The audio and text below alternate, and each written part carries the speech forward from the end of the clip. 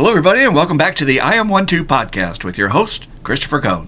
With me, as always, in the studio is the man that makes all this magic happen, the guy that does all the producing, all the editing, all the uploading. The guy does a lot of work to make this thing happen, so please send him some love in the comments. Dan, the man, in the studio today. Welcome to the show, Dan. Hello, everyone. Yes, welcome to the show out there, too. Welcome. Thank you, sir.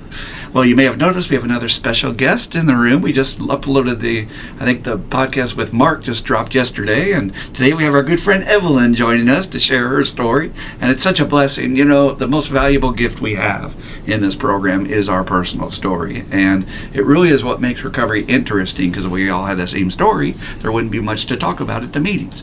So it's kind of like a different version, same stuff, but different version of details. So welcome to the show, Evelyn. I'm really glad you're here with us. Thank you, Christopher. Thank you. I've been wanting to have you on the podcast for a while because you had a little bit of a different entrance into recovery and the so-called normal person entrance into the 12 steps, and we'll get to that piece. But Dan and I firmly believe these steps are for everybody, and I would wager you probably believe the same way. I totally believe that. Good.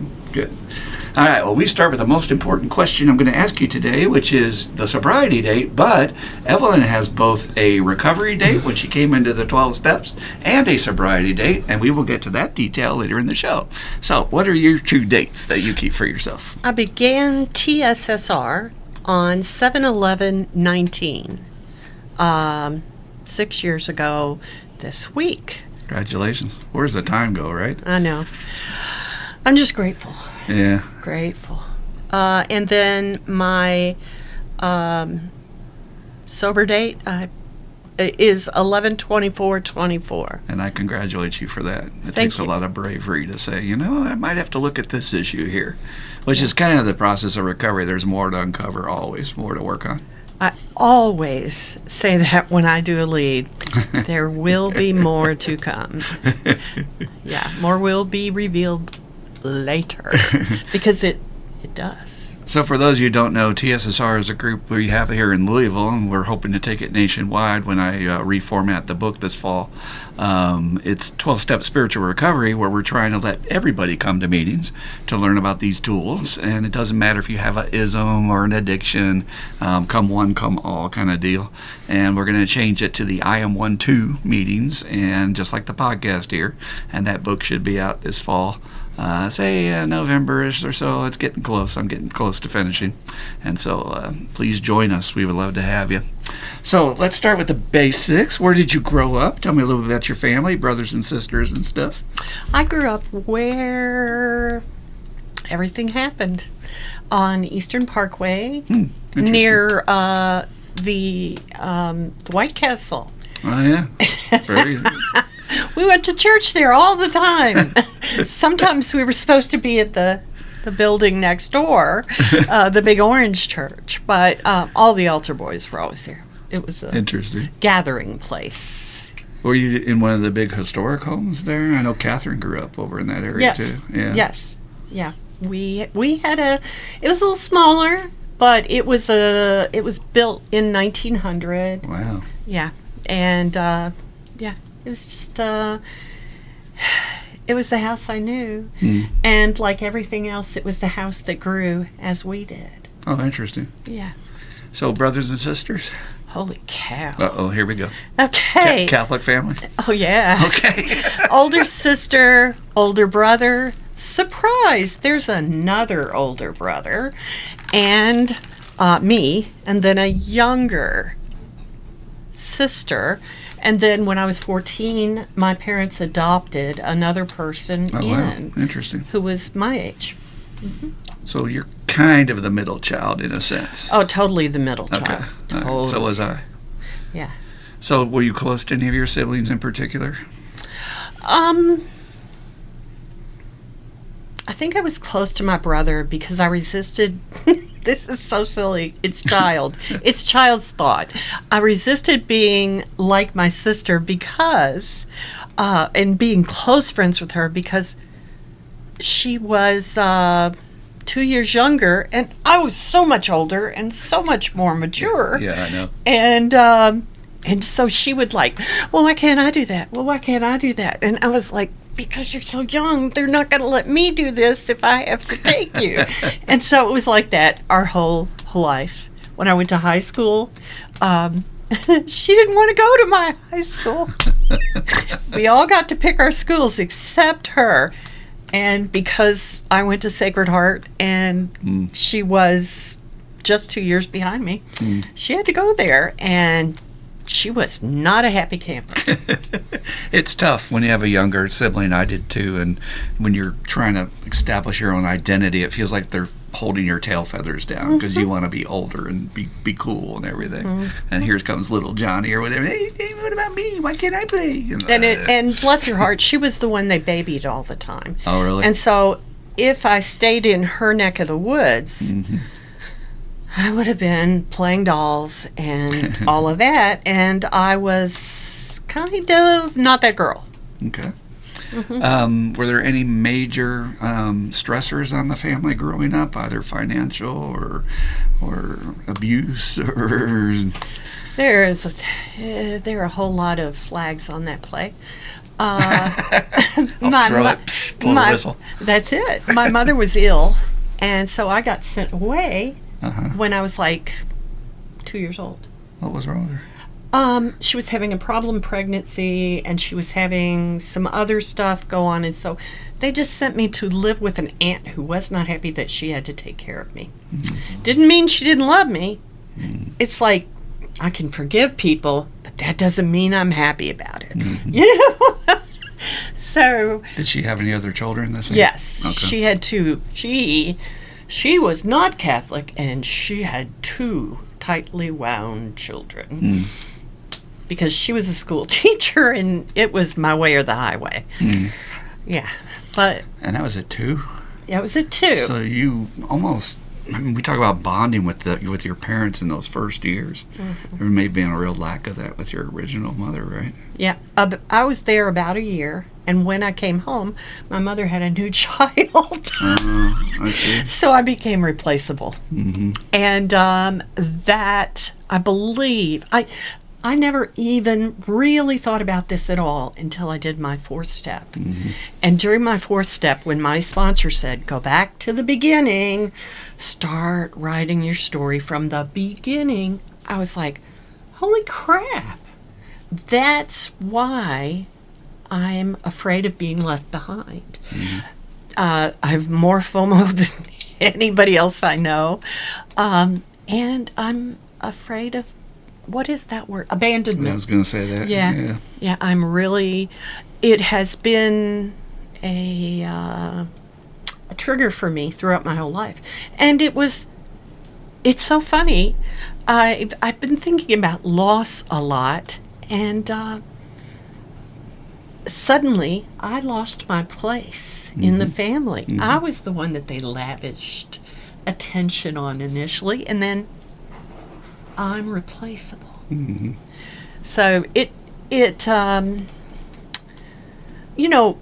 parents do the best they can, and I know that, and I love my parents, and they are not with me anymore. So, it's just they do the best they can, and that was all they could have done in that situation in their mind, and so I have to have the grace to forgive the situation, even though it planted seeds for me. So it's an interesting thing about recovery for anybody that's new to the podcast.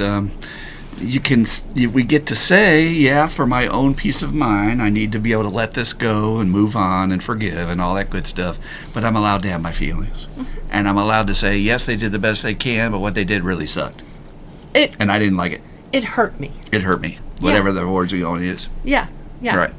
It hurt me, and it planted seeds for me to carry that throughout my life. Very good. And can you just say a word before we'll get to the step work later, but I wish we could convince everyone out there. I spend entire weeks and months and years in my group saying this every day, that it's your first years in life that have literally defined your path in this world, and their egos are going, oh, you're crazy, Christopher. I make my own decisions, And it's like, no. And when you do that 4th step, you see things you're totally overlooking and totally undervaluing for how much that set you on a certain path in life. Does that make sense? Yeah.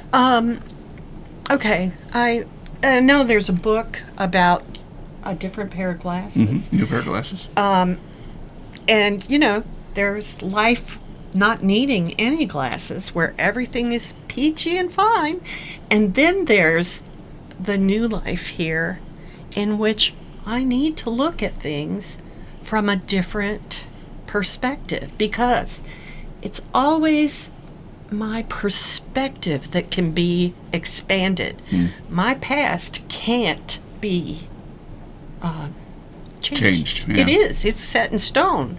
And if I am always concerned and worried and all of that, trapped in that past, I can't have happiness now.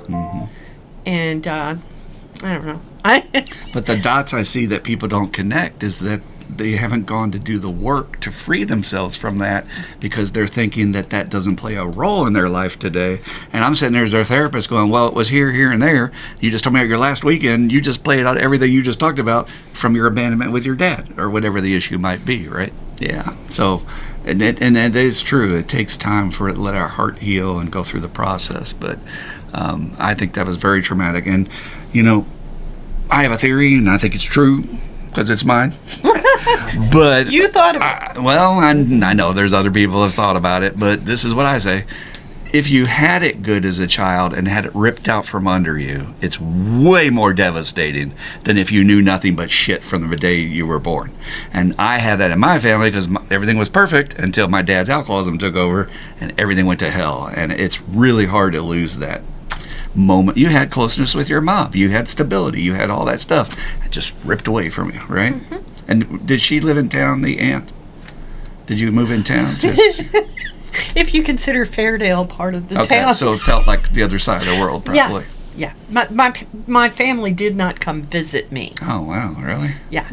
Not that I recall at all. But Yeah. but that was 65 years ago. So Yeah. who knows? They may Yeah. have been there. Well, I always say to my patients, go with your gut. If your gut feels like they didn't, go with your gut on that. If that hurt. All right, so did you get out from the aunt's place eventually? Oh, yeah. Okay. I was there less than a year. Okay. And life went back to the new normal. Okay. And that's the way I look at it now. I think I blocked all that out. I think I just told myself it didn't matter. That coping mechanism of the brain to always think of things positively in the past and to sort of downplay the negatives. All right, anything else happened in the family to you or in your experience growing up that you feel was significant in your story? I was sexually abused. Oh, okay. 3 perpetrators Sorry. over different times, and their number A said, if you tell, they won't love you anymore. Bing, bing, bing, bing, bing. They will send you away. Bing, bing, bing, bing, bing. And I can't remember the third thing, but he couldn't have frightened me more with anything he said than that, because, and I didn't know that that's why that was, but that's my suspicion. That's why it hit so hard. He wasn't going to do anything to me. They were just not going to love me anymore. They were going to send me away. And there's the third tool that perpetrators use. So it was my job to keep quiet. The grooming tool where they kind of praise you and build you up. And Oh, yeah, there was a whole boatload of that. yeah. But I wonder about this guy and where he ended up, because that kind of technique stuff, that's like professional level abuser, when they it's generational tragedy. Did you ever find out if he went to jail for doing No, something? he didn't. I filed charges when I was an adult. Really? Yeah. Cool. Let's get to that because I want to hear about that. So you didn't get to tell anybody about it? No, I had a sister who did tell, and my parents isolated her from the world. And They punished her, sounds like. they thought they were protecting her, but it sure didn't look like protection. So because of what this guy did to you, she gets... The same treatment, Yeah. because he's more advanced now. Huh. And, it escalates. And it's just, when I look back at it now, because of the forgiveness work that I've done, I know in my heart that he didn't come up with this ideal all by himself. Somebody Did something to hurt him in a way. Someone planted this seed. Someone groomed him. And that means he was spiritually sick. And I know he was. He was an alcoholic. So, it's just the way it was. And it's a shame. But it's in the past. What's really cool is the way these tools that I never understood coming into this program can actually heal something of that magnitude so that you can move on. Otherwise, what I find with my patients who don't find their healing is they suffer from their perpetrator the rest of their life, the shadow of what happened to them, and so being able to heal that and say, no, you're not going to control my happiness in the future. I'm going to move forward. And it's really funny. You know how kids use lenses to change pictures? That's what that was for me. A filter. It was a filter that altered the way I looked at things because I knew I was never safe. If someone in my family could do that and get away with it, and nobody would ever catch him, then I would never be safe. And so that was a story that loomed throughout my whole life. Fear. Yeah, insecurity, fear, just vulnerability. Look, if the people that are closest to me aren't safe, then the world is definitely not safe. Oh yeah, the right? world was definitely not a safe place, and no one could be trusted. No one. So I can't let anybody in. Yeah, that's it. Because if my mom and my dad could act this way with my sister, I was right not to tell them. Because That's would what they did. Instead of supporting and validating you through their actions, they showed you, no, you shouldn't have said anything, or she shouldn't have said anything. And that's the trauma. For those of you who don't listen to Gabor Mate, the trauma expert on YouTube, he says the experience is traumatic enough, but it's what happens after that leaves the most trauma. I believe that is totally true. In my story, it definitely is. I'm sorry you had to go through that. That's awful. Again, it's hard enough to grow up and be a teenager and just deal with life, but then to have something like that you got to deal with on top of, and you can't say anything, and you're going to school and you're pretending like everything's fine, and inside you're broken, you're devastated. Well, and when you can't trust anyone, you develop, or I can't say you, learning that I couldn't trust anyone made me develop shields. Yeah, walls. Yeah, I got tons of walls. Yeah, and I very, very few people ever got through to see all of me. I might show you this part, and I might show Dan the Man a different part, but who do I trust? Nah.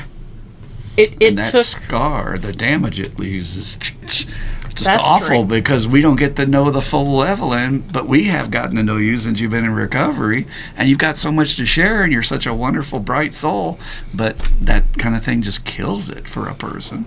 And chronic anxiety, I would imagine you suffered from. Yeah, GAD.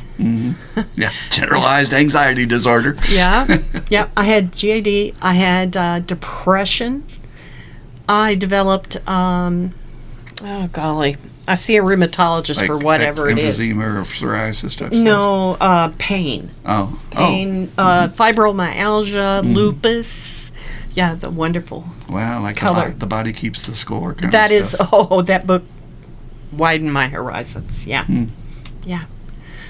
And it's so funny. All of that stuff's been at bay for a long time. And now that I'm under a whole lot of Change in your life. for total sure. stressful change, which I've never really been comfortable with, it's back. So But still, Evelyn, above everything else, survivors are so resilient, and you're so strong that to be even just function in life.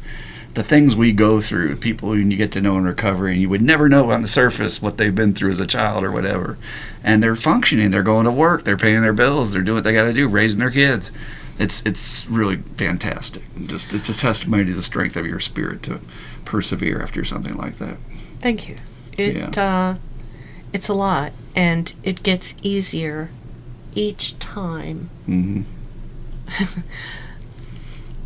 Each time I let someone else in And talk about it. and Just talk let about out a it. little Yeah, bit. and to share my story. It's a lot. I was not taught that growing up, and so for anybody out there, the number one tool of recovery is please share that with somebody. Find your safe people. Even if it's just one person, and you can let off some of that steam off the valve that's just inside killing you with inflammation and stress hormones and all that stuff. Fight or flight, and there's no threat. It's just my history. I haven't made peace with it. So really, I'm really glad you shared that. I appreciate that greatly. Did you have, I always like to ask people this as part of their story, did you have any angel, so to speak, in your life that from a coach, guidance counselor, teacher, anybody that showed you support? You're going to love and this. love growing up. I love the stories in general. Usually there's always one person. Well, as I said, we grew up in a Catholic household, and I found a priest that I could share with, and he was the kindest soul. And I know a lot of people have trouble with the church, and I know it's not the church, it's the people. Because a person who accumulates power in order to wield it over me has no business there. And I won't even go into some of the other things, but I've had so many really good friends. I mean, friends. One of my son's best friends is Father Burke from Holy Spirit. And, they're not allowed to be Catholic because of his wife's opinion. She, my daughter-in-law is this lovely, lovely, wonderful lady who gave me a grandson. Woo-hoo! That's the gift. But she grew up. She's an epidemiologist. She does all these things to keep the world safe. She fights AIDS. Wow. She worked for pittance at the CDC, taking awareness programs all over the globe for years. And then she met my son, and she went to D.C. and started doing the things in D.C. that would help people with AIDS. And she just, she does not like the world the way it is right now. And she protects her son like a bear. And I don't disagree with her. But she is Catholic, but she has nothing to do with the church. But that faith works for her, though. It does. Personally, yeah. And I It know does. a lot of people like that, actually. And I think that's so important to say about any organization. Yeah. Believe it or not, even in politics, there are some good people and there's some really horrible people. Yes. And I'm so glad. So he was somebody you could talk to, somebody who gave you wisdom. Was that throughout high school, or when did you know him? I knew him throughout, from being a freshman in high school. He married my sister to her husband. I always like to add that in.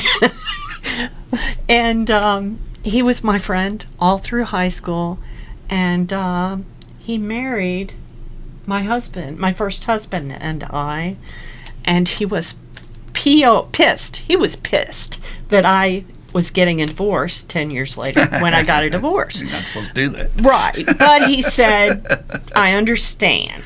Uh-huh. And, What year was that?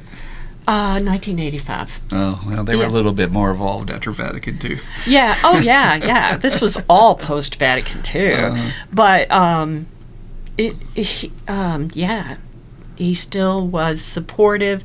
And then he died of a heart attack at 43 years old. Yeah, it was just very sad. So I have a question for you, and again, this is why it came up today.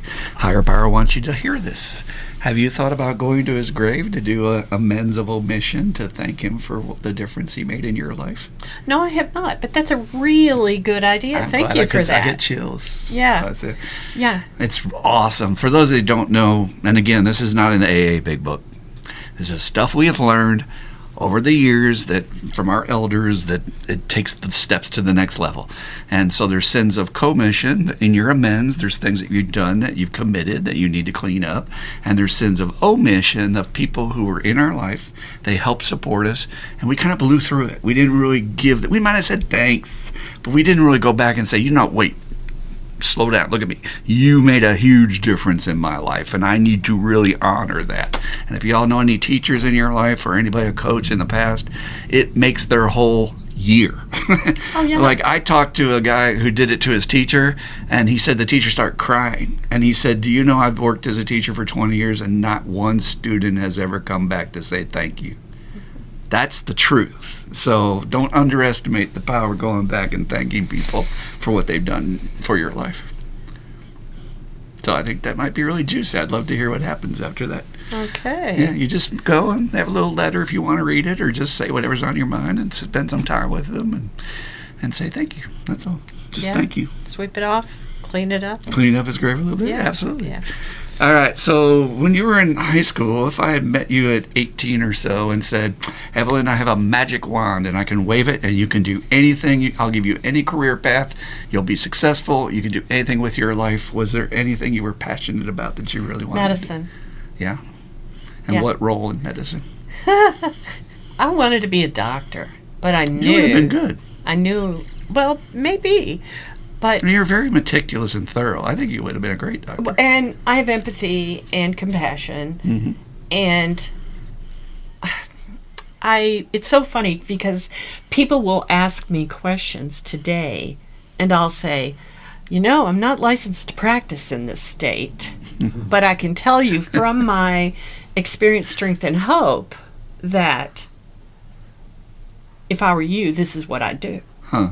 Yeah, because a lot of us don't have a person. Mm-hmm. And sometimes we'll go to the doctor and we've got that magic 5 minutes, because at Baptist East, a doctor is only allowed to spend 5 minutes with you before he has to go on. And it's like,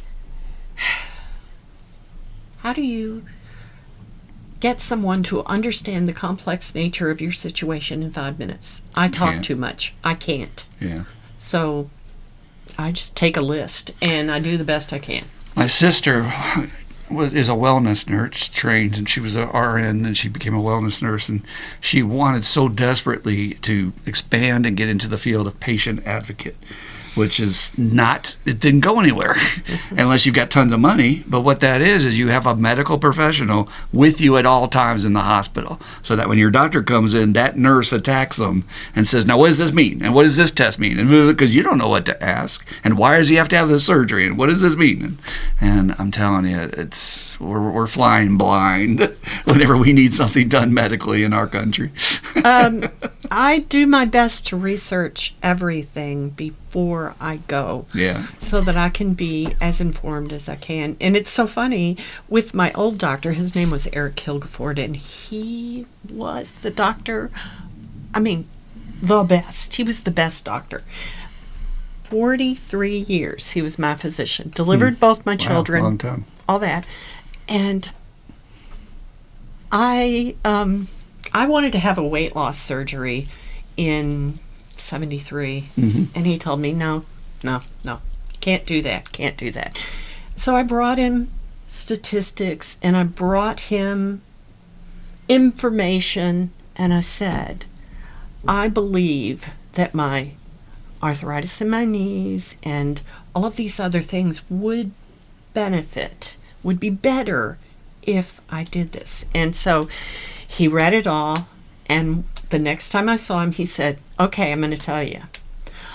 You can have this surgery if you choose to have this surgery, and I'm not going to fire you because you might be right. And it's rare for a doctor to say. he I mean, he knew everything. He was just a resource beyond resources. And he just said, you might be right. And there were a few patients that I counseled after that. He would have them call me, and I would tell them of my experience. Interesting. Yeah. All right, so back up, though. When we graduated high school, did you go to college? Yeah. Where'd you go? Where didn't I go? Western Kentucky University for a year and a half. I left in my fourth semester of a nursing program, so I did not earn a degree.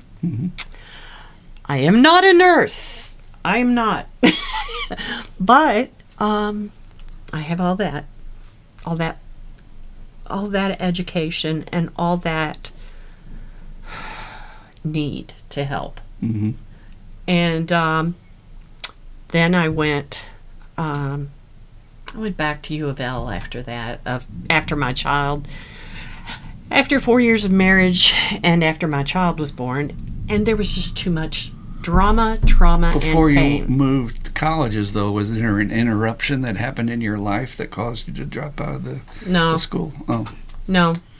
My ex just wanted all my attention. Full attention, that's going to say. And he needed all my attention so that I would help pay for his degree.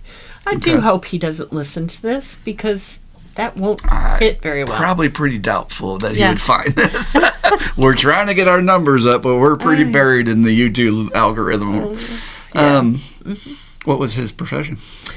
An engineer. He's a computer engineer. Okay. Yeah. Was that not a pleasant? Your first marriage, was that a rough go for you? It was a very rough go. I'm sorry. Yeah. It just is what it is. I am a striver.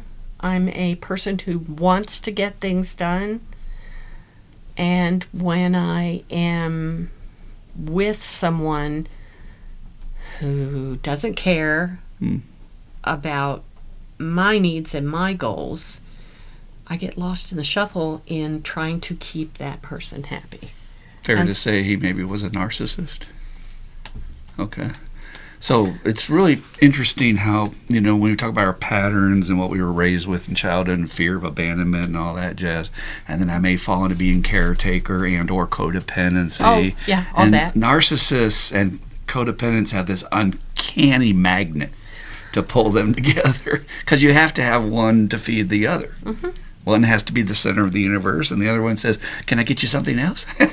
That's it. He wanted to go back to school after that, and I went, okay, well, I can get a job and pay for it. But you were doing it out of love, and you're trying to support him. I was doing it to gain love.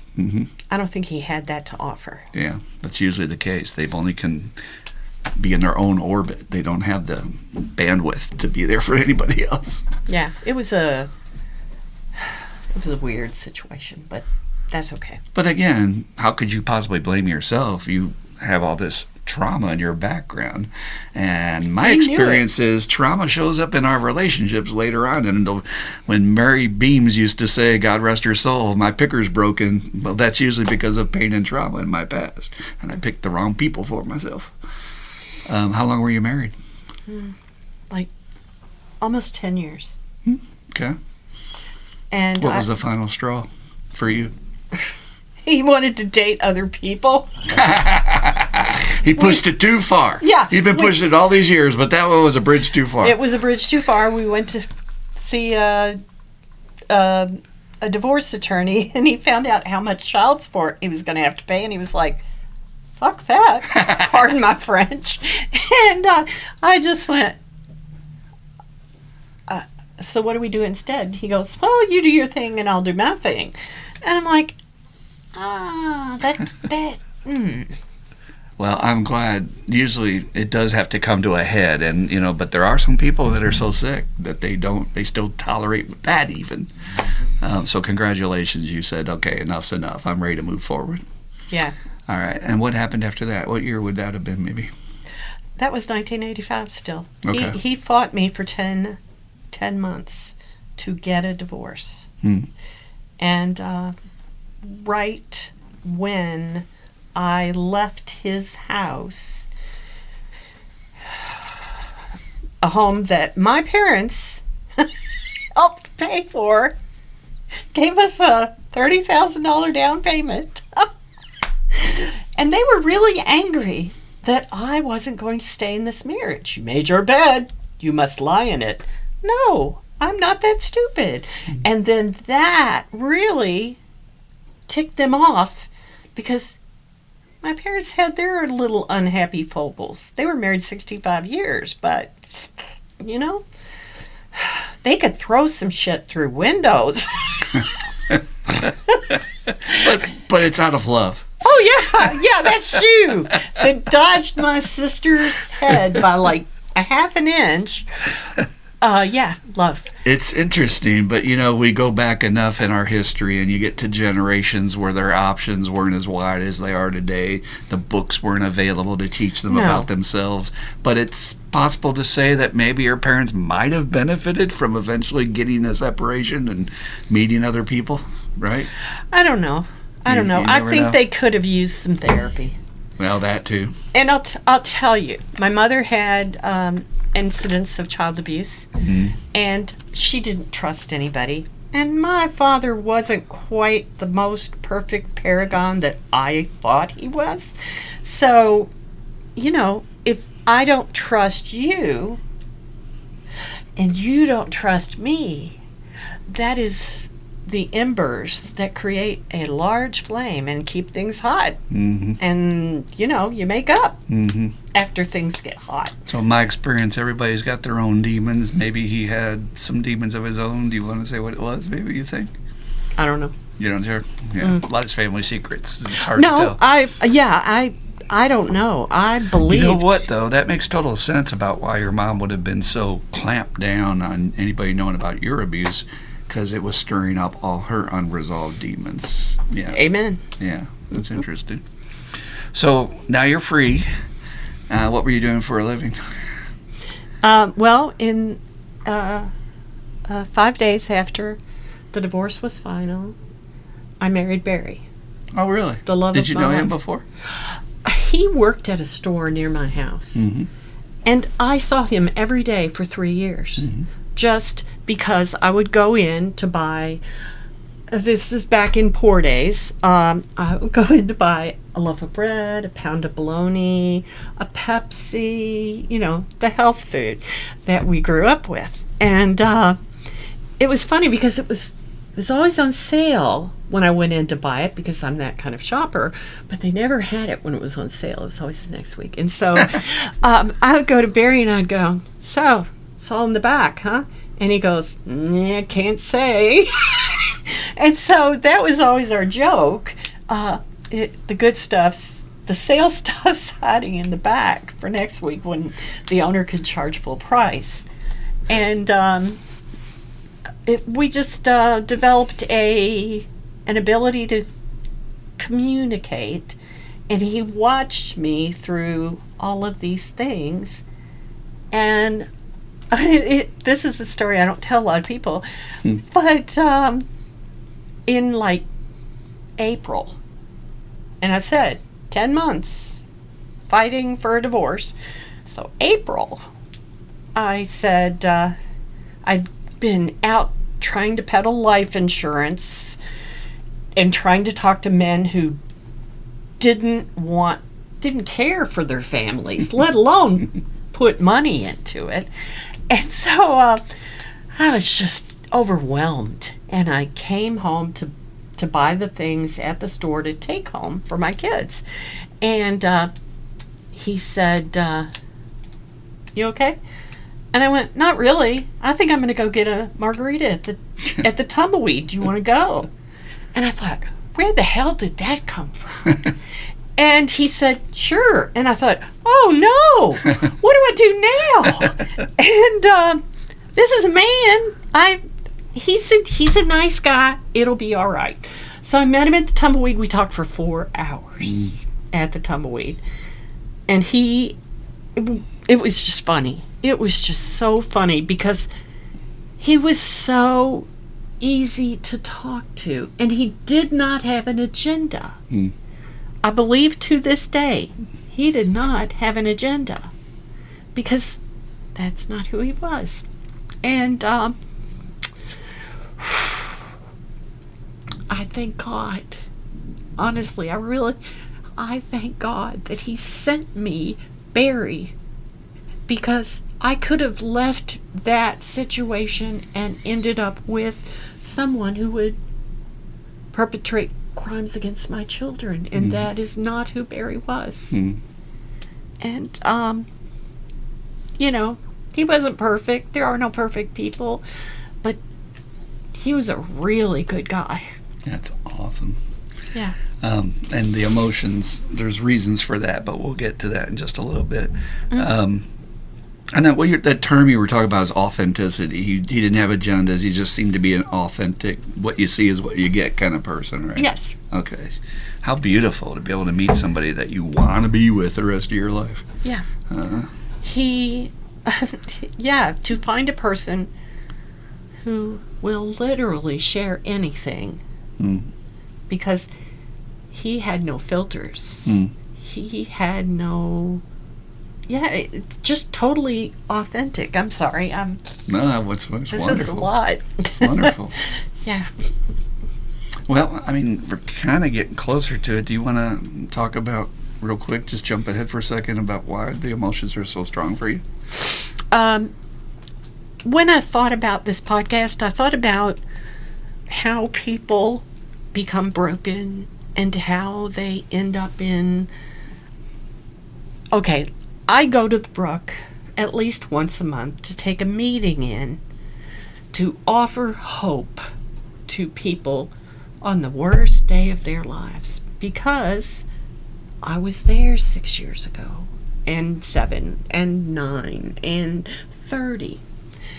And when I look back at it, it's all loss related. I lost my connection with my mother. I lost my feeling of safety.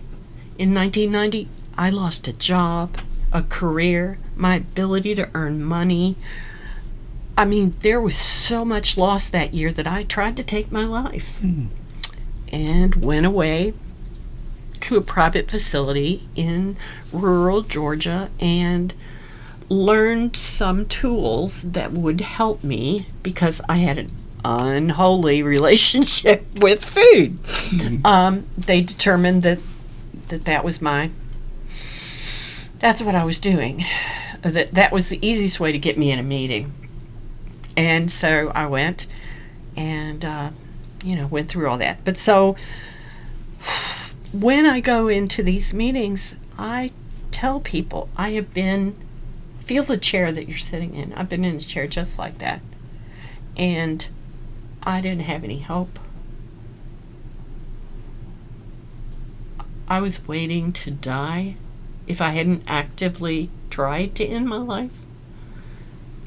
I was isolated. I really didn't feel like I had anything to live for.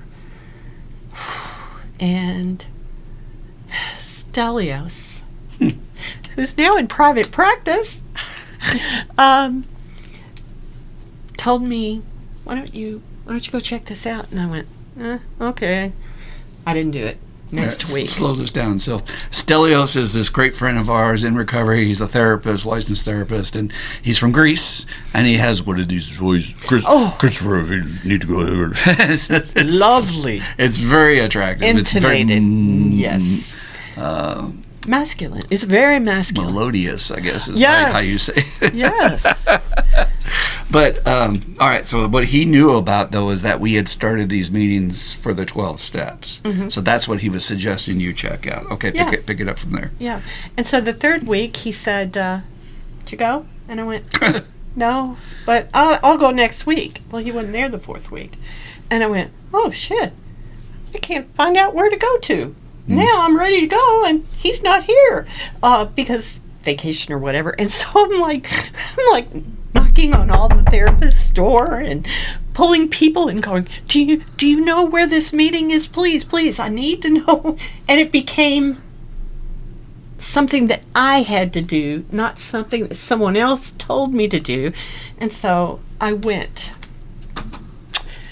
And it was so funny because that day I went to that meeting, and it was in a part of town that an East End housewife doesn't necessarily go to at night. It was rough. And it's so funny because it was in July, but in my mind it was dark. And I don't know why, but it was dark to me. So I'm down here in a place that I wouldn't normally go, and it's dark, and there's nobody there. Because they told me to arrive at like 6:30. And the meeting didn't start till 7:30, so I'm just sitting out there. And then finally somebody lets me in, and I'm like, oh God, I'm safe. Okay. Okay. And I went in and I listened the whole meeting. Didn't really talk the first meeting. No, not at all. Are we on? Yeah. Okay. Didn't talk the first meeting. And at the end of the meeting, they said, if this is your very first meeting and you'd like to, if you'll come up, we'll give you a welcome token. And Dan the man was there with this little token.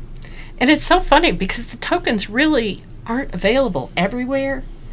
And you have to really root to find them. But I buy those tokens all the time now for my group that goes to the brook. Because on that token it said, never alone again.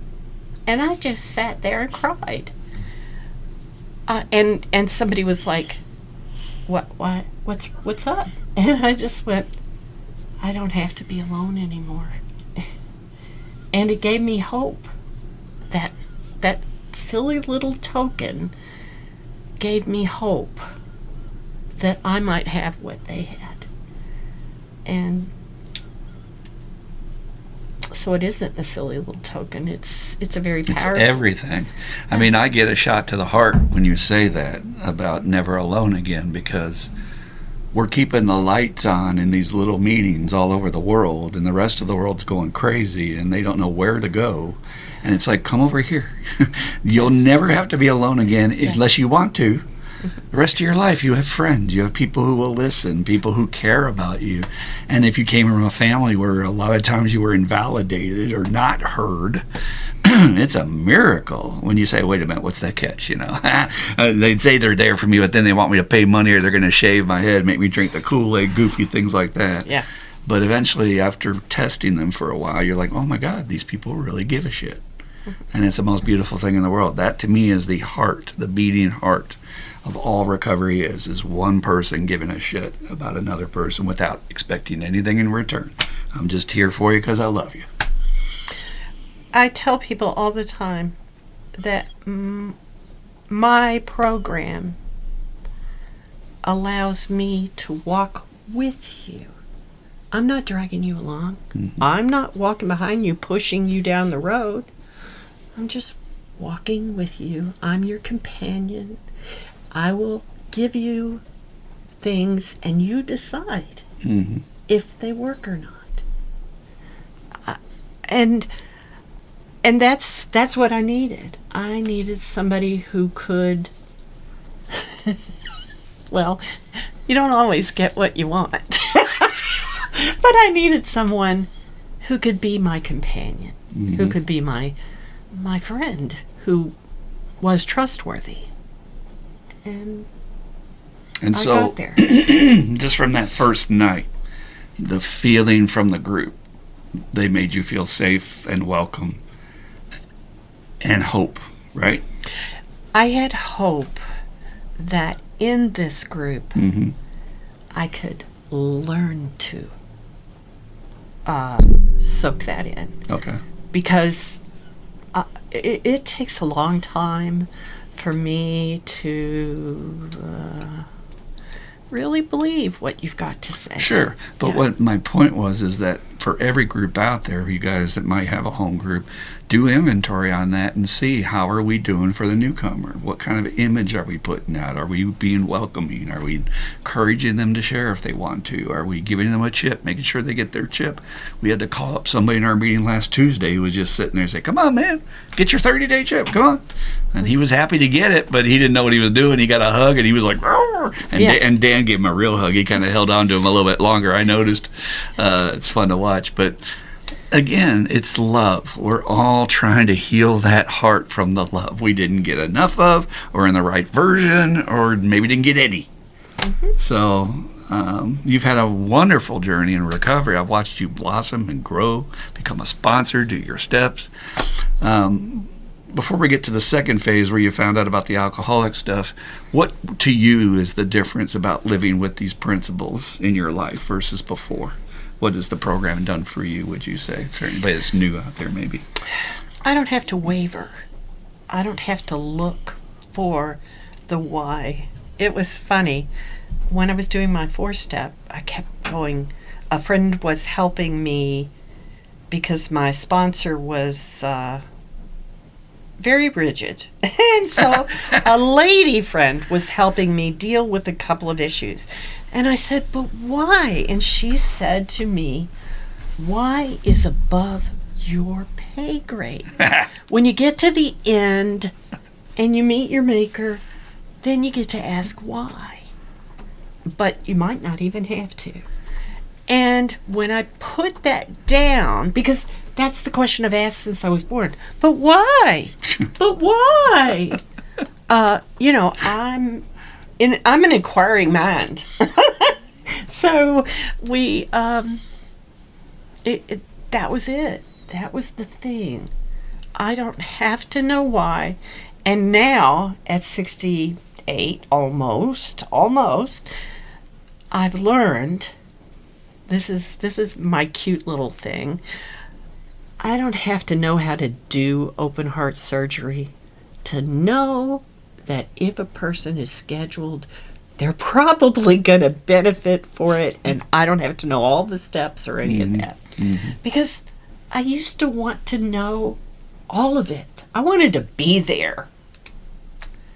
And I think you're the one that fixed that for me.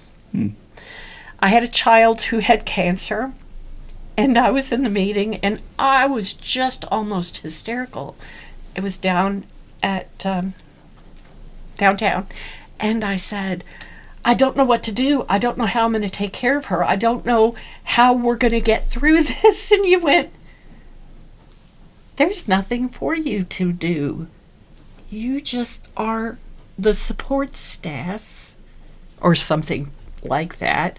Just be there for them. And be there for them. And it was like, oh, so I don't have to know how they're taking it out and which node, and and so I was just support staff. And it changed something in our relationship. It's beautiful. So to flesh that out a little bit for other people that might have the same issues, codependency and trauma in the background, you're going to do everything you can to make sure the environment's safe. Control. Control. So you'll go overboard with fix, control, manage. and wear yourself out. Oh, yeah. Just completely never be happy, get resentful, be short-fused, but you've got to do it because your compulsion makes you do it. It's my job. It's my job. I thought it was my God job. knows if I fail, then it won't work out. But in the program, we learn our right-sizedness, so I can step aside and say, okay, I'm no longer in management.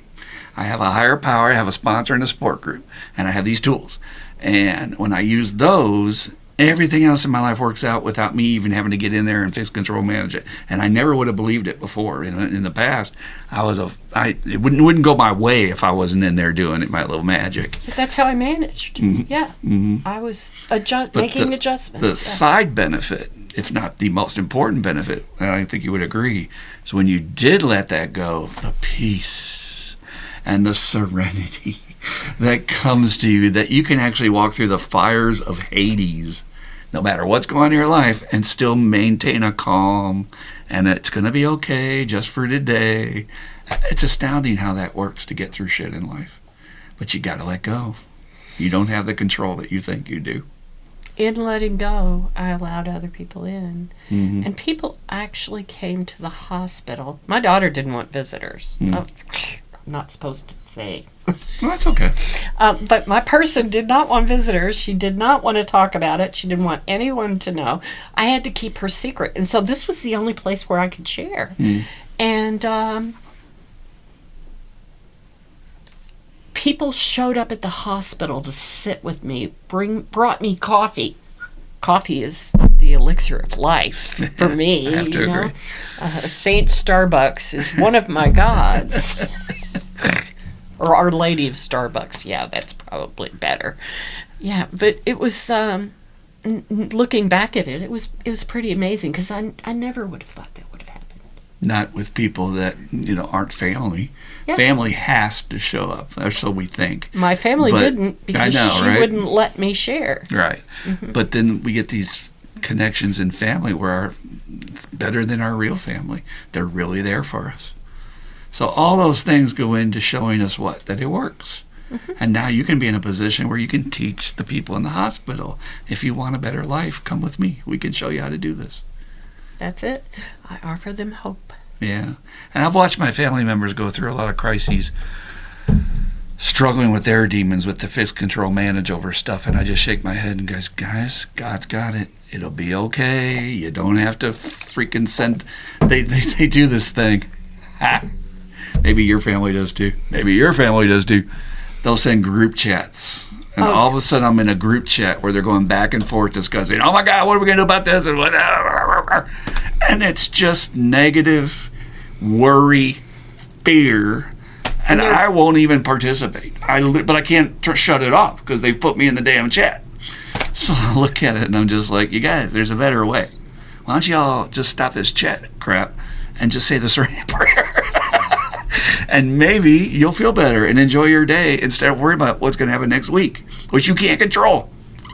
But it's human nature. I get it. I did want to talk about the shift where, me, alcoholic? That can't possibly be. How did that take place or unfold itself? It's funny. In 1990, when I was in treatment the first time, they put me in AA meetings because those were the only people that they could get to come in. And I was like, I'm not going to an AA meeting. Bunch of drugs. I'm not an alcoholic. Jeez whiz. Because of my upbringing, it was like, oh no, we're not wearing that. And so I then did that program for 5 or 6 years.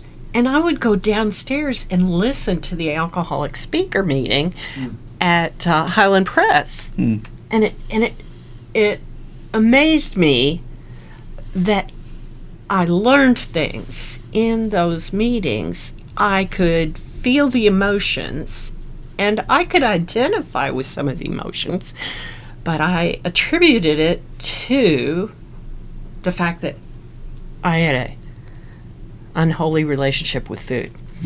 So then later in life, a few crazy uncontrollable things happened, and I had recovery from TSSR.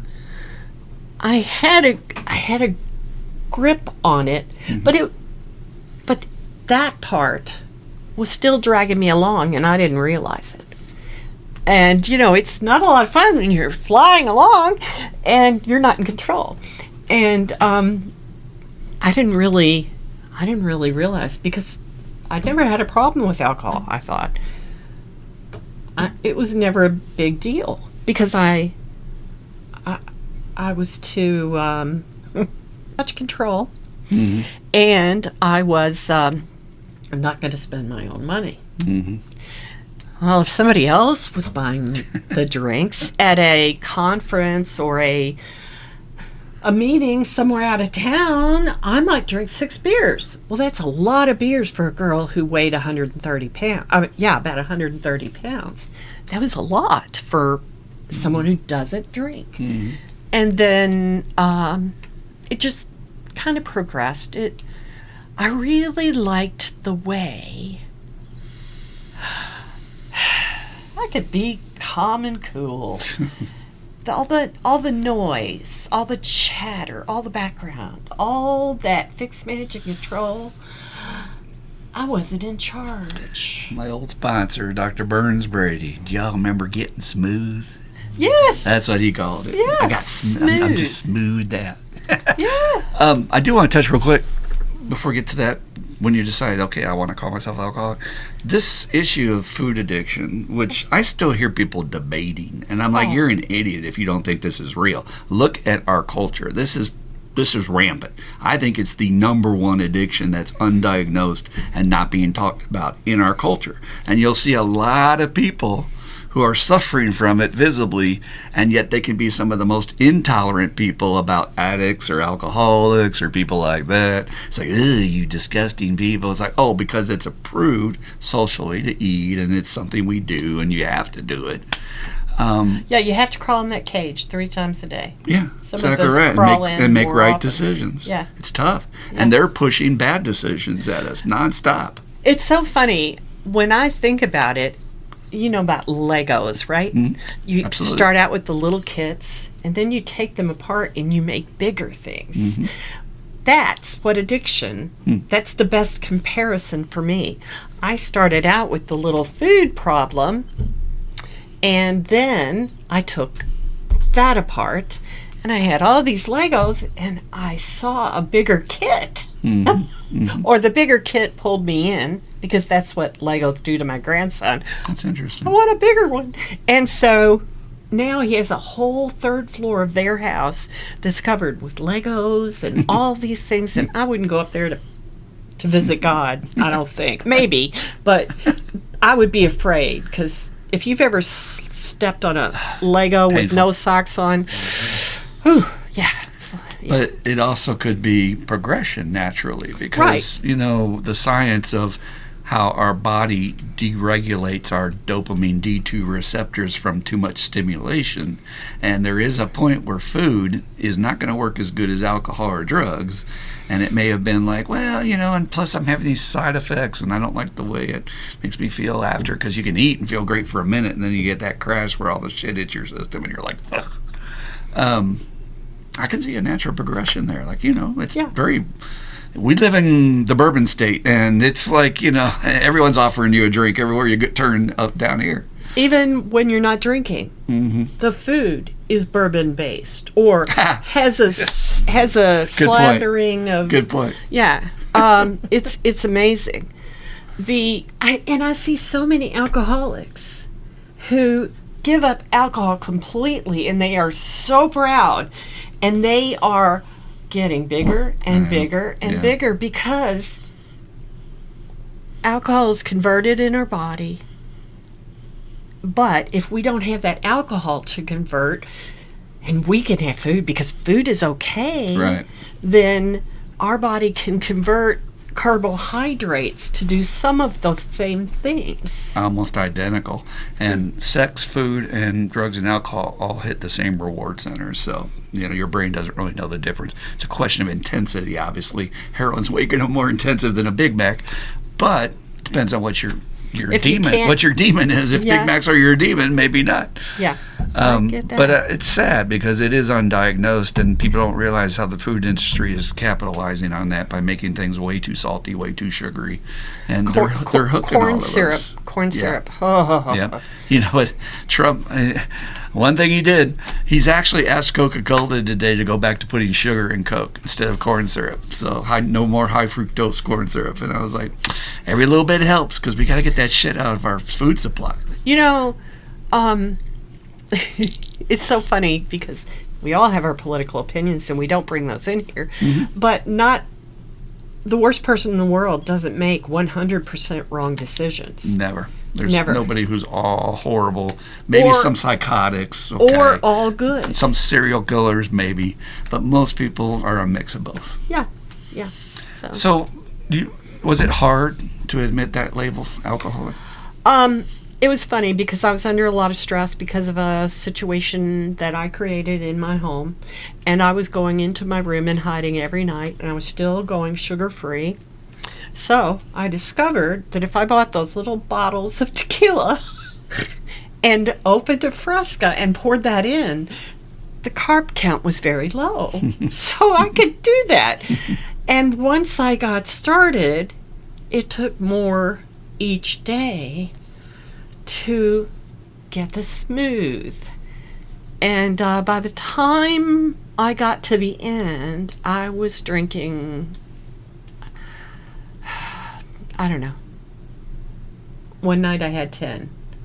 It's a lot. Yeah, it is. For a lady who only has 50% of her gut, and all of it, it was a lot. And 10 drinks is a lot. 10 I would be flat out. tequilas. Yeah, 10 I'd be tequilas. flat out. Well, what I noticed eventually, by the time November rolled around, this started in May, by the time November rolled around, I realized I don't have any executive function. I don't know what day it is. I'm not sure what time it is. Does anybody really know what time it is? I mean, it was, and I've never had a hangover. I've never had some of the things that a lot of people suffer with alcohol. But what happened is I had to go to a doctor, get my blood tests and all that. My liver functions were going crazy, which happens to people who have the stomach surgery that I had. And I had to talk to my sponsor about it, and it was just so much pressure. And the reason in my mind, the reason for my stress was gone. That reason had left like a month and a half before, but I was still down in 6 or 7 or 8 or whatever a night, and my family wasn't happy. I was leaving. I left my husband in the living room with this person for 6 months.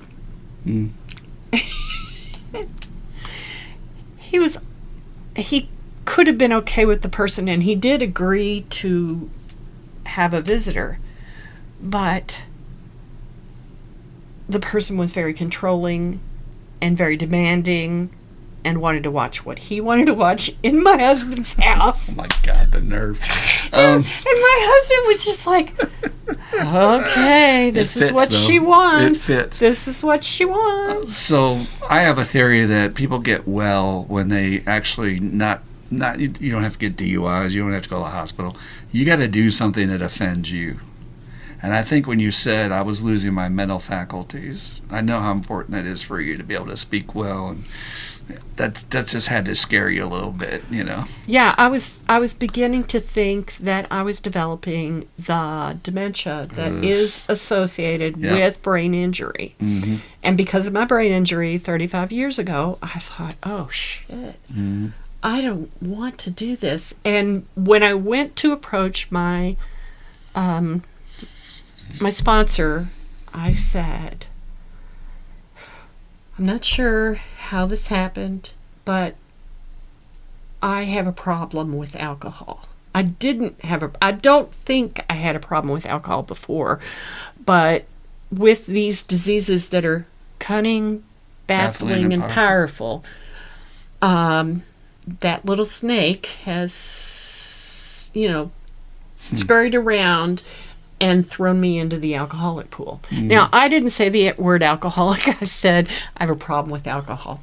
And I wasn't going to say it, and I wasn't going to tell anybody. Because we're so horrible, these alcoholics. I'm just kidding. No, I know. It's a hard label. I was I know. yeah, these I know. drug Some of my addicts and best stuff. friends have done heroin, but it just is what it is. But it took me a lot to tell her that. And I was just so upset. And I probably had 2 or 3 of this size coffee. And so I was shaking. And I said, but I don't want to talk about it in group. And so we went to the Misfits meeting, which is a Sunday meeting that's co-ed. And I got in there and I just threw it all up. I just spit it all out, and I said, I don't know what I'm going to call myself. I don't know what I am, but I do have a problem with alcohol that I didn't realize. And they were wonderful and gracious and supportive. And it was totally unexpected. My brain still gives me. They're going to reject me if I'm honest about my flaws. You know, that was one of the things. I probably lost the train here, but that was one of the things. Error messages. Mm-hmm. I was getting error messages in my brain. No, you don't want to do this. No, that wouldn't be good. No, don't do that. And they weren't recovery messages. They were disenchantment messages. Oh, they don't really like you. They just put up with you because they have to, I guess. I don't know. I'm not really on the inside. Oh my God, they're talking about me. And it started to become a bit of paranoia. Mm-hmm. And I put it down. I've not had another since that day. It was the night before I had my last one. And so I've been working the program of Alcoholics Anonymous for 7 months. Oh, yeah. Tomorrow. Good for you. So I think, it's 8 months tomorrow. Congratulations. 8 months. Thank you. I haven't gotten very far, and there are people who are like, come on, do it, just do it. It's easier if you do it faster, I'll just tell you that. Stalling makes it horrible. Well, I changed sponsors in the middle. Okay. And so we started again, and my sponsor has had some alternative obligations, and we're moving quickly now. So good. It just takes what it takes. Oh, and the trauma of my life happened in the middle of all of that. So I'm just really grateful that I still am on this train and not the other train, the crazy train, because that's where I was going. So these little moments, and then I want to get to talk about what happened recently to you. These moments that change our life's path, and we don't recognize them at the time, and they come through very unassuming sources, with Stelio saying to you, hey, I have a suggestion here. And he throws out, you need to go to this meeting. And I sit here, objectively hearing your story, thinking, oh my God, if Evelyn had never found TSSR, what would have happened to her with all that life that was about to happen to her, including the drinking? I'm not sure you might have survived that. No. Honestly, if I hadn't found TSSR, I would have been back at the brook in a year if I hadn't taken my life. Mm-hmm. Because I was waiting for them to just throw the dirt over me. It's so funny, I say this in my meetings at the brook. I say, I had lost all esteem. I'm not talking about external. I had no self anymore. I didn't matter to even me. And in those situations, those of us who are weak consider how to end the pain, because it's pain. Mm-hmm. It's pain that puts us there. And how do we stop the pain? Well, we could work on getting better, but that's work. So we'll just sit here reading a book, isolating, and we'll see how that goes. And my family kept going, hey, and they pull out my earbuds or, say things. And I'm like, leave me alone. Mm-hmm. And I went to my therapist and I said, my family's crazy. They have totally gone off the rails. This is so hilarious because you're going to love this. We need an intervention. They don't understand what's going on. And so my family came on a Saturday, and Jean said, okay, Evelyn, tell them what you're thinking. And so I said, you all need to understand where I am, and you all need to let me be there. And my daughter went, no, we don't need that, Mom. We need you in our lives, and you are fading away. And we don't think that's good. Or I don't. That doesn't feel good to me. Well, that's the magic word. If it doesn't feel good to her, then I'm hurting her. And my husband said the same thing. And at that moment, I said, well, And so we set me up to go to the Brook on Monday, and I started a 4-week intensive outpatient program, and they put me in a women's group, and I was like, what? You can't trust women, they'll stab you in the back. And it's funny because all my perceptions, not all, but a great number of my perceptions in life were erroneous. And I don't know where the seeds got planted, but I had all these weeds that told me, oh no, don't trust her. You can't trust girls. You went to Sacred Heart. You know you can't trust those girls. They're going to all date your boyfriend. And they did. But that isn't their fault. So, I don't know. I lost my train. So ask the question again. First off, challenging what I think I know is recovery, and that's the problem. Is I'm so set in my ways on what way I see it. I'll die on that sword. I literally will, and it only hurts me. Yes. That's why I need this program to open this mind of mine up to say maybe I'm not seeing it correctly. Maybe there's another perspective. But I think you hit on your moment that was offensive to you. And again, I always look for that in people's stories. Is what was that time when you got something put to you about what you're doing and who you are that was like, oh, hell no, that's not me. That's not what I do. And you just said it, I'm hurting my family. And Yeah. I'll be damned if I'll do that. Yeah. So good for you. All right. So, wow, what a powerful story. I did want to add, okay, 2 things. For anybody else out there that might be in that place of despair and thinking about giving up, and please don't. You have no idea what's ahead of you. And Evelyn's life has completely changed and blossomed since that worst moment. And I've been there. I've been at the bottom of the bottoms and just thought, I tried 4 times to kill myself when I was using.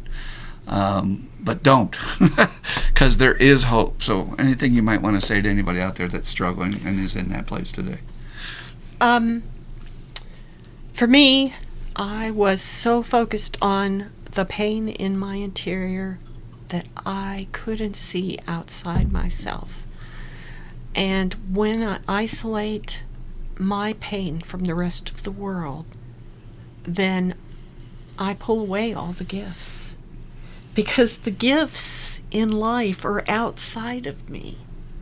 I may think I'm God's gift to the world, but I'm not the only one, okay?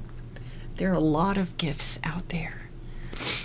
And I had to learn the hard way.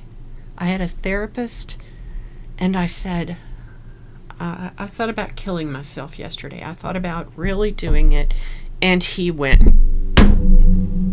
stop it. And I went, what? And he said, last weekend, I had to fly to Los Angeles and clean up the residue of my 24-year-old son's suicide. And it is crazy, and it's the most painful thing that I have ever endured, and I did a lot. And that changed, that closed that highway. I might let someone else kill me, but I'm not doing it because I don't want to do that to my children. That's where I was in 2019. Now, that's an error message for me. It still pops up now and again because that's how error messages work. My programming is bad sometimes, and I have to say, there's so much out there. There's so much available. There are people who love and care for you. And if you haven't found them yet, then you just need to give it a little time, and you need to try to look in a different spot. And that's what happened to me. I tried a different way. And Lord, you asked for help. That's I did. You gotta ask for help. I asked for help at the very next meeting after the first one. I said, you guys really have something here, and I really need your help. And you gave me a book at that meeting. And I thought, holy cow, this man spent his time, effort, and money to scribe this volume, and he's going to give it to me out of the kindness of his heart. God, there really are good people. And also know that we love you even if you find it hard to love yourself, and reach out to us. Leave a comment or hit us up on our website, iam12recovery.org. I'm sorry, iam12recovery@gmail.com. I was thinking about our website. We haven't gotten that up yet. So iam12, the word recovery, @gmail.com. And, we'll talk to you. We'll help you through, but you've got to ask for help. Do not do this alone. That's the worst part about it, is to try and do it alone. Yeah. I love the fact that I've not been drugged. I've not been pushed. I've not been browbeaten. You were loved to come this way. Yes, I was loved. And all the life that happened for Evelyn since 2019, with all the friends and going on retreat and all the laughter, you guys laughing so hard your guts hurt, all that joy and living would have been denied from one wrong move. Because that's the problems. As they say, suicide's a permanent solution to a temporary problem. That's right. Don't do it. Don't. No. So can we talk just a second about loss, and about you lost somebody very close to you recently, and you've done a great job this whole podcast. Like, literally, it's been dynamite. But it's one of the hardest issues for my patients to deal with is grief. The grief trigger. It really is. When I thought about this podcast, I thought about how loss is such a trigger for all of us. And my husband became very ill in November, and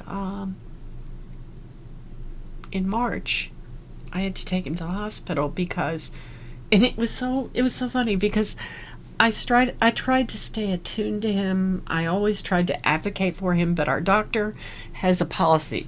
No, you cannot go in with him. He goes by himself. He pulls up his big boy panties, and he takes care of it. And he said, Evelyn, he doesn't listen to me, and there is something really wrong. And I went, I'll go with you, baby. And so we went in to see the doctor, and I said, Chris, this is not like anything else. There is something really wrong. And Chris listened, and he listened. He said, you need to take him to the ER right now. It sounds like he's in heart failure, and it sounds like there's something else going on. And I took him right there. We went in. They evaluated him, and his body was doing something that not a lot of bodies do, storing carbon dioxide for later use. It is not a useful product to maintain in your body. And it just kept getting worse and worse and worse. And, they would send him off to a nursing home for, rehab. And he was there for 2 or 3 days, and then he would have to go back to the ER. The second time I took him back to the ER, he had to go to ICU and be on a ventilator. He was not intubated, but he was on a mask intubator. I said that wrong. Yeah. He was on a BiPAP. Okay. And they could not get his numbers down. And so basically they wanted I'm telling too much of the story. You all don't need a medical masterclass on heart failure and respiratory failure in its combination. But so they put him on a mask. They taught him how to use it. And in about a week and a half, they said he can go to the nursing home and we think it'll be fine. We got to the nursing home, and when we got there, they only had one, that's too much. They only had one oxygen doodad. Well, he needed two. And he was okay the first night. And then the second night, I went to a play with my daughter. And I said, baby, I'll be back after the play and I'll spend the night with you. And at 7 o'clock that night, they called. No, it was 8, I don't know. It was a time. They called and left a message. And it was intermission. It was like 5 minutes before intermission. And they said, Evelyn, he's blue. He has 10% oxygen. What do you want us to do? We've already got EMS coming. Do you want us to take him? They took him to Baptist East. And I wasn't ready for any of this. And it was so traumatic. And I was sure. I mean, it was so bizarre. Because I've not had a visceral reaction to anything like this. But my body dumped so much that I had a blood sugar reaction on the way to the hospital. I almost needed to be hospitalized because of this. And so they put us in a private waiting room. We've been going to Baptist for 40 years. I didn't even know they had such a thing. They put us in a private room and they said, you'll have to wait here. And I sat there and I told my daughter, I said, he's already gone. He is already gone. But he wasn't. He wasn't. And I think I'm telling the wrong parts. They intubated him, and my husband had confined spaces. What do you call that? Claustrophobia? Claustrophobia beyond belief. He drowned as a child. Oh, God. So he just couldn't tolerate anything like that. And when he woke up, he was so pissed the next morning. He was so angry. He was on fire.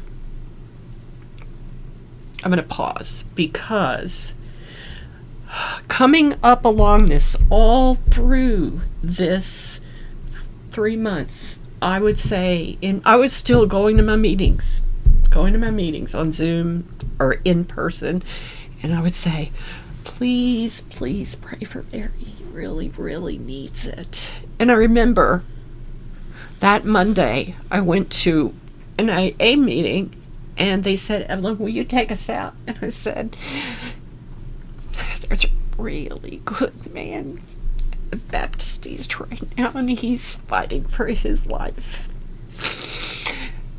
And would you please add him to your prayers?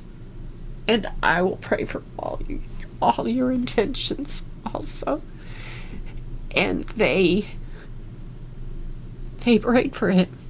And they all came up and gave me hugs and told me, if there's anything you need, let me know.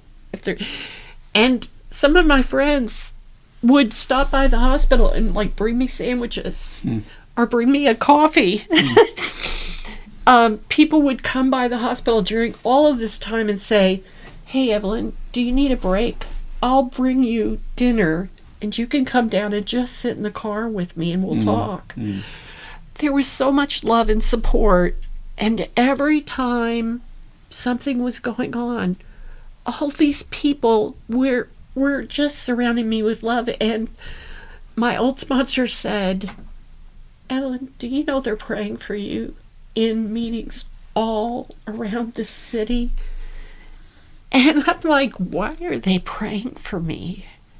They need to be praying for Barry. And they said, because they know you know how to use it.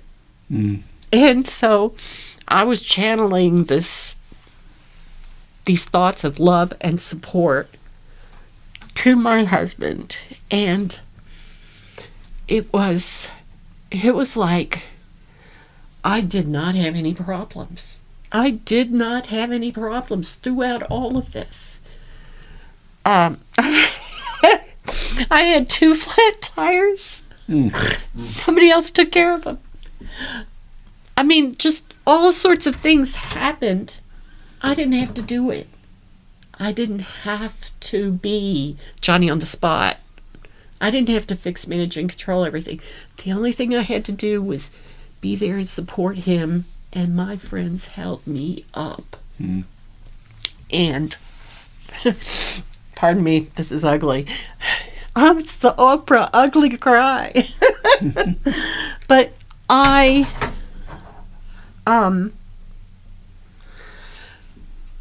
have an amazing amount of gratitude for all of those people, because they did for me what I couldn't do for myself. They created the calm in which I was able to function, in which they gave me the fuel to share with him. And it was amazing. It was amazing. It was so funny. After he passed away, the night he passed away, after he passed, Jim B showed up at the hospital and he goes, I was driving by and something told me I needed to be here. And I was just, yeah, you really did need to be here. And I'm so grateful that you're here right now. And he gave me the biggest hug. And he said, it's going to be all right. And it lifted me because the thing that I've learned in these 6 years of recovery is it's all going to be all right. There'll be ups, there'll be downs. Shit will hit the wall. But you know what? It'll fall down too. Because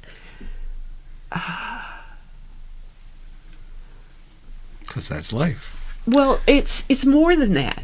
It's because I've got a program and I have faith that it will. And I told Barry that.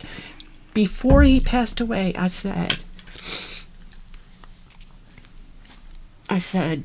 you are in me and I am in you.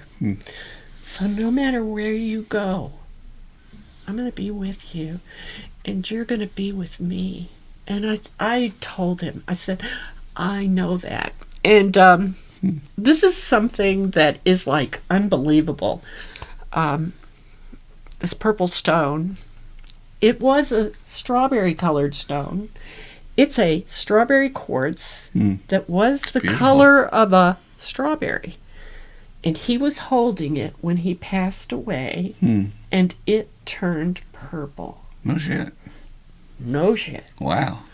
And I have carried it and kept it warm like my egg, my little egg in my nest. That's awesome. And it brings me comfort. That is awesome. Yeah.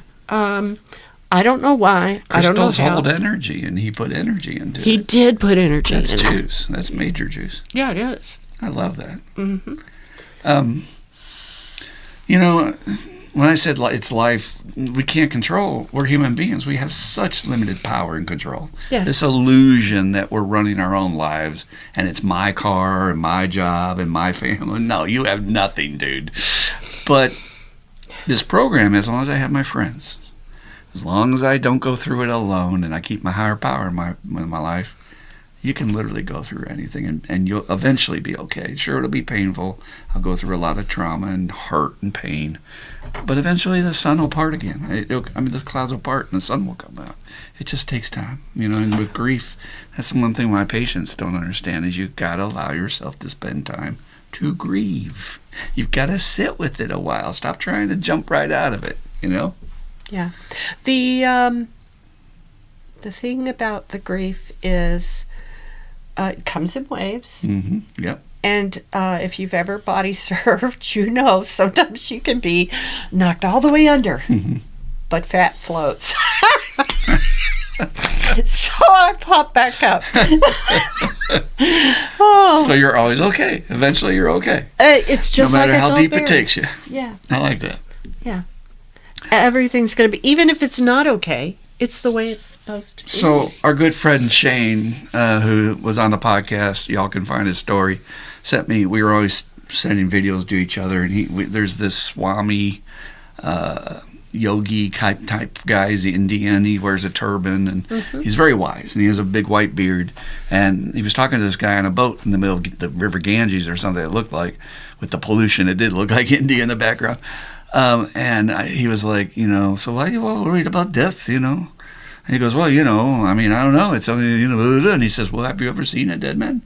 And he goes, well, yeah, I've seen dead bodies. No, you've seen dead bodies. Have you seen a dead man? Oh, And I was like, holy shit.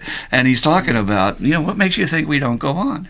There's other dimensions, there's other worlds. And yes, the people that are really significant in our journey that you knew you guys were going to be, you guys, the way you all came together, it was like almost meant to be in some way. absolutely. And you worked out stuff in another life together. So he's right. He's going to see you again. And he might be your dad next time. That's how weird that stuff is. He was my miracle, and he's still my miracle. That's great. And Do you ever have, I love when people have stories where they can feel that person's presence, or they see it. Like with my grandmother passed, her favorite bird was a Louisville Cardinal, and she loved Denny Crum. oh my gosh, And the Cardinals. And you wouldn't be surprised how many Cardinals I saw after she passed. we have cardinals everywhere. My what do you call those tubes that Bird feeder? no Oh, the tubes that bang against each other and wind chimes. wind chimes. My wind chimes sometimes just lose their mind Really? for no reason at all. Really? Yes. That's cool. So You think he's messing with him? I don't know. Do you feel, it's kind of like what I've been told is if you feel their energy or whatever when those things happen, that's them sending you a message. It's like I feel his energy all the time. Oh, that's great. Because I believe he's in me. And looking at him, it was funny. I did not watch him die. One of my very good friends is a hospice. She's retired hospice reverend, whatever you call those people. And she came, and because she's one of my sponsors with the Ursuline Sisters, and she said, You talk about his story. You tell me about him and I'll watch. It'll be okay. And so she watched. I could hear his struggle. Mm-hmm. And I had my hand on his hand. And I was aware of all that was happening. But this is part of the miracle of all this. Okay, the miracle of it was he didn't die on a Friday night while I was at the theater. We made it back. They kept him alive on a ventilator for 6 days. He was totally aware and so pissed. Oh my God, anger. Whew. Yeah, not for us, but of being trapped on this thing. And I called everybody because we talked to the hospice people and we talked about taking the thing out. And I said, if you knew this was Barry's last day, send me a text of what you would say to him. Oh, God. I got love notes from his brother, who he had been a little estranged from. I got love notes from another brother. I got love notes from my family. I got love notes from my kids for him.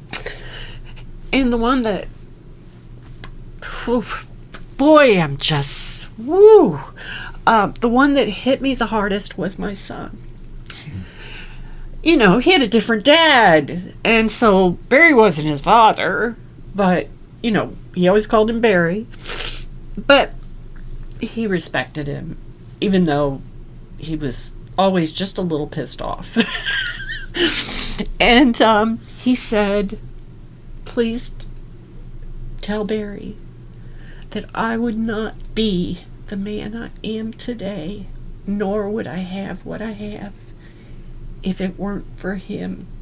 He helped guide me through to be the best I could be, and I thank him for that. It's beautiful. Yeah, and that Sawyer, Liz, his wife, said, we love you, and Sawyer adores you. And it won't be the same without you. So send energy. And I read him these right before they pulled the tube. And after they pulled the tube, we talked about all the accomplishments of his life, all the loves, all the things, all the adventures. And I did a guided meditation with him. We went to the Bahamas on a cruise, and I laid him on the beach. We laid on the beach just outside a hotel that was playing music, and they were all drinking. And I walked him through how warm the sand was, and this is something we'd been using for 30 years to get rid of his anxiety. And what a great send-off. I want that. Well, I mean, we should all have that. It gave me such gratitude that I was able to say those things to him before he went. Yeah. It gave him peace. That's probably one of the biggest grief factors for people, is there were words left unsaid, or they didn't get their last time with their loved one. So, but I love that. So he got to hear the difference he made in people's lives.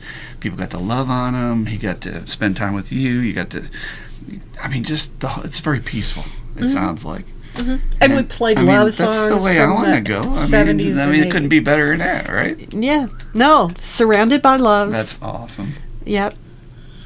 Well, again, sorry for your loss. I mean, it's part of the deal of life. We all know we're going to live. We all know we're going to die. It's never convenient, right, whenever it happens. But the way I've seen you weather this, just to praise you for a second, Evelyn, I think you've handled this extremely well. I mean, I know I'm on the fringes. I don't see you as much, but still, you've been steady Eddie. You've been sort of steady Eddie, working your tools, talking to your sponsor, not letting the feelings overwhelm you, but having your feelings. I think you're doing an excellent job. This is a major life change for you. Yeah, it really is. The thing that I loved about this group was never alone again. And they rallied around you, I hope. And they did. It was funny after the memorial, we had a dinner, a meal, and I gave away pictures of Barry in little frames for everybody. Everybody got a picture. And they had this gift for me, and they said, we were going to get you flowers, but flowers are dead. And so they gave me this item, and it just I was astounded to matter. That with my past, I was astounded to matter. And my friend Donna, who is an amazing person. We got to get her on the podcast. You really do. I asked her if she could come today, but she already had plans. Okay. So, yeah, she's just amazing. And she said, well, I want to do this. After the thing was over, I looked at her and I said, Donna, I have never in my life had a friend like you. You are just so much more than I could ever hope for. And that's the thing that this program has given me, is a connectivity when I had none. I don't even think I had a cord to plug in an outlet. And they give me energy to go on. They feed me the things that make my life better. They share their tools so that I can alter my perspective and have those tools for myself. And they share them willingly. I don't have to pay them for what they give me. This is the miracle. And for anybody listening, what I'm hearing, they give us healing. Everything that happened to us in early childhood, which was not under our purview to control, we had no option. We're usually children suffering at the hands of other idiots. And all those wrong deeds can only, in this world, in my experience, be made right. I'm not saying a person can go to therapy and make peace to a degree, but the way the 12 steps in this fellowship can heal, to say, yes, you are worthy to have a relationship like this. Yes, you are worthy and you matter to have friends in your life. That message back then ruined for you for so long in your life, and you never believed that. And all these false messages, guys, you don't realize you're carrying them unless you do the damn work to write it in your inventory and then talk to your sponsor who can point things out. You'll have it on the paper, but he's, well, what about this? Oh, I didn't look at it that way. Yeah, that's the way it works. And it's a miracle. It's nothing short of a miracle. And we can't get anybody to do it. I can't. I mean, I joke. We do get people to do it. But in this group, every day I'm in my therapy group saying, man, this is going to change your whole life in 4 to 6 months. And they're like, no, not going to go to the meeting. Not going to go to the meeting. They won't even go check it out. Yeah. And they came to the hospital for help. And I have to point out to them, if I'm getting on your nerves by saying this every day, this is what you're paying me to do, by the way. You chose to come to the program and pay me to get on you. So if there was any message you wanted to wrap up with, or anything you would like to say to somebody out there who's thinking, I don't know if these 12 steps would work for me. I mean, it was all over your whole story. I don't see how they could not miss that message. But any last words you might want to add to anybody out there that's suffering right now? I'm going to ask Dan to post this at the end, and it is a link to the 4 meetings in Louisville that speak our language of recovery. And there's probably a 5th one called Relapse No More, but I have to ask them if it's okay to use. Very cool. I give that card to every patient that I see at a different hospital. Mm-hmm. And he can add the Tuesday night men's AA group is on Zoom too. Oh, so he can add that in there. And if don't matter where you are in the world, come join us and check it out. Mm-hmm. That is true. And we'll say hi to you. Yeah. And they'll say I came because Evelyn invited me. Well, and you'll be like, here's a virtual hug. Yeah. Let us send you a chip. They do. They'll mail you a chip. Oh, yeah. Sometimes it's Amber. Sometimes it's April. But somebody will give you a chip. Just to get that support. We want you to join us. We would like to hear from you. So you are worthy. That is my message. You are worthy. I never knew that I could be worthy. I had an ego that told me I was resourceful, and I was I had a name for it. I'm a resource. I can be your resource. I can find whatever you need. If I don't know it, I'll find someone who does. But the deal is, I don't have to be a resource. I can be a real human being. And be myself. And be better. And feel better. And have friends who will shake my hand or hold me. Yeah, I do. Or hold me or hug me or offer me what I need. And you can have that too. It's beautifully said. And I know what you mean about the ego. My ego would tell me back in the day, you are important and you do deserve to be first in line. Yet that little self-worth inside that I don't really deserve to be loved, and I've done so many bad things, I don't deserve to be forgiven, and all that other crap. It's gone. It's all gone from doing this work. So come join us. We would love to have you.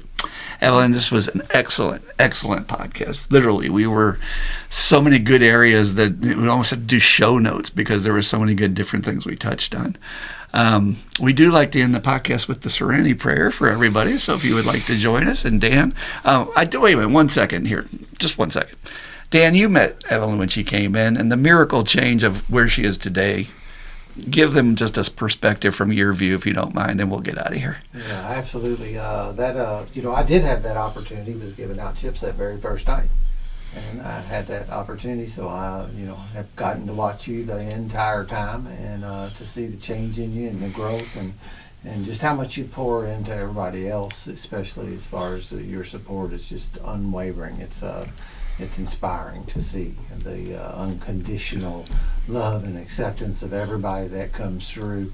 We're reading a book right now that talks a lot about that, and I see where I fall short personally in that department in many ways, and I've never once seen that happen in your life. I've never seen you.